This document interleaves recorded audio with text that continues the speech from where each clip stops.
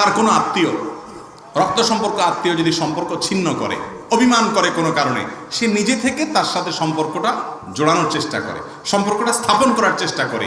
তার ফুফু তার উপরে রাগ করেছে, তার চাচা তার উপরে রাগ করেছে, ভাই রাগ করেছে, মা বাপ রাগ করেছে, আত্মীয় স্বজনদের কেউ রাগ করেছে, যৌক্তিক কারণে করুক আর অযৌক্তিক কারণে করুক, সে চেষ্টা করে আত্মীয় স্বজনের সাথে সম্পর্ক রক্ষা করা ফরজ, ছিন্ন করা হারাম।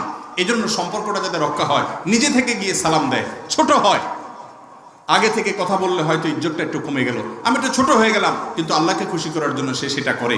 যে হয়তো কোনো কারণে দূরত্ব হয়ে গেছে, মনোমালিন্য হয়ে গেছে, লজ্জার কারণে সে কথা বলতেছে না, সে দূরত্ব সৃষ্টি করেছে, দোষ তার। তারপরেও আমি নির্দোষ হওয়া সত্ত্বেও আমি একটু ফোন দিয়ে কথা বলবো, আসসালামু আলাইকুম, আপনি অনেক রাগ করেছেন, আমার ভুল হলে মাফ করবেন, ভুল হয় নাই, তারপরও ভুল স্বীকার করে সম্পর্ককে নতুন করে বিল্ড আপ করার চেষ্টা করে। ভালো মুসলমানের চরিত্র, আদর্শ মুসলমানের চরিত্র। কোরআন যে